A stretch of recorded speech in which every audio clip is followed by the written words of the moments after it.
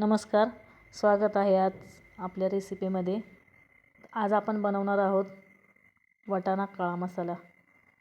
आपण अशा भाज्या तर भरपूर खातो, पण भाजी काय करावी हा प्रश्न सर्वांनाच पडतो।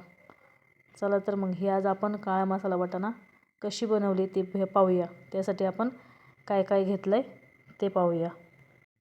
त्यासाठी आपण घेणार आहोत भिजवलेला वाटाणा। हा वाटाणा आपण रात्री भिजत घालून घेतलेला आहे। त्यानंतर त्यासाठी घेणार आहोत आपण एक कांदा, त्यानंतर ओलं खोबरं घ्यायचं आहे यासाठी, टोमॅटो, कोथिंबीर, कढीपत्ता, लसूण आणि अद्रक या वस्तू आपण घेणार आहोत। आता पहिल्यांदा आपण वाटाणा धुवून घेणार आहोत आणि धुतल्यानंतर आपण एका कुकरमध्ये पाणी गरम करण्यासाठी ठेवूया। पाणी गरम झाले की त्यामध्ये घालून घ्यायचे मीठ 2 चमचे घालायचे। त्यानंतर त्यामध्ये घालायचं आहे अर्धा चमचा हळद। त्यानंतर त्यामध्ये आपल्याला घालून घ्यायचे आहे वाटाणे।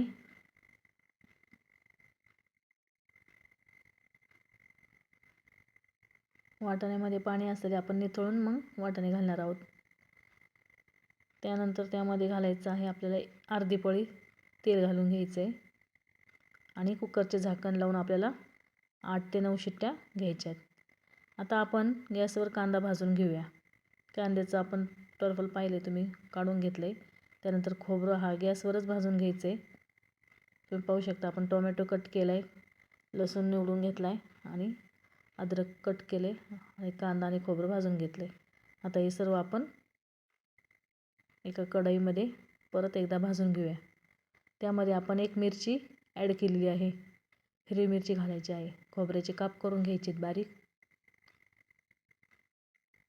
व एक पळी तेल घालून ही आपण व्यवस्थित परतून घेणार आहोत।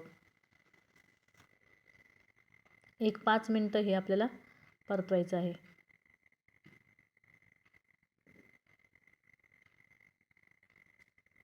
त्यानंतर त्यामध्ये मीठ घालून आपल्याला हे परतवायचे, म्हणजे मिठाची टेस्ट त्यामध्ये उतरते।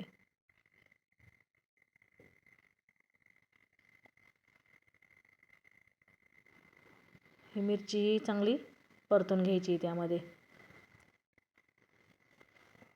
त्यानंतर आपल्याला आता हे सर्व गॅस बंद करून घ्यायचा आहे आणि हे मिश्रण सगळं आपल्याला मिक्सरच्या भांड्यामध्ये काढून आपल्याला मिक्सरमधून बारीक करून घ्यायचं आहे।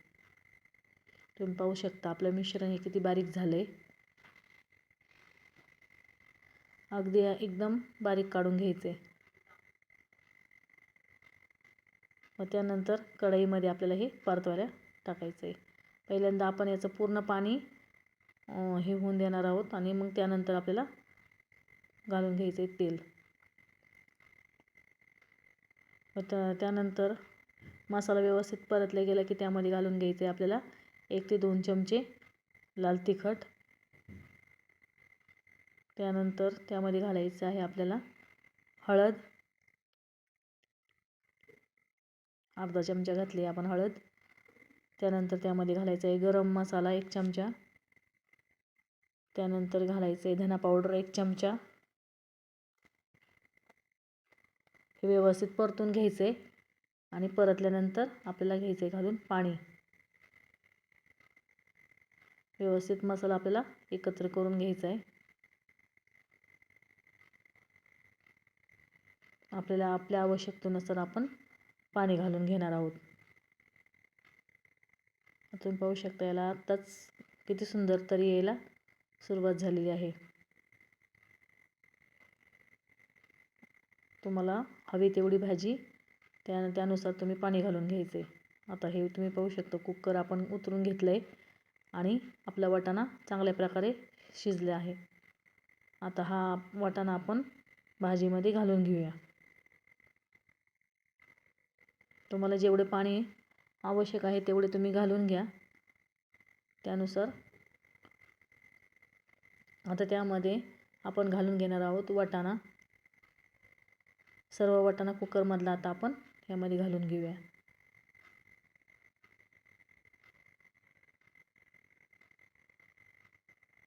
त्यामध्ये पुन्हा आपण घालून घ्यायचं आहे मीठ. सुरुवातीलाही आपण मीठ घातलेलं आहे. याची टेस्ट घेऊन मग त्यानुसारच आपण याला मीठ घालणार आहोत. तुम्ही पाहू शकता आता आपल्या भाजीला उकळी आलेली आहे व तरीही किती सुंदर आलेली आहे त्याला. आता आपण कोथिंबीर घालून घेऊया वरतून. तुम्ही पाहू शकता आता आपल्या भाजीला चांगली उकळी आलेली आहे. आता मी ही एवढीच पातळ ठेवणार आहे, कारण ही भाकरीबरोबर आणि भाताबरोबर खायला अशीच एवढी पातळ छान लागते. भाकरीबरोबर या भाजीची टेस्ट अगदी मटणासारखी लागते. मग तयार आहे आपली वाटाणा रस्सा भाजी. मग वाटाणा रस्सा भाजीचा व्हिडिओ कसा वाटला? व्हिडिओ आवडला असेल तर चॅनलला सबस्क्राईब करा, लाईक करा, शेअर करा आणि कमेंट करून मला व्हिडिओ कसा झाला ते सांगा. आणि आपल्या इतर मित्रमैत्रिणींनाही हा व्हिडिओ शेअर करा. मग तयार आहे आपली वाटाणा रस्सा भाजी.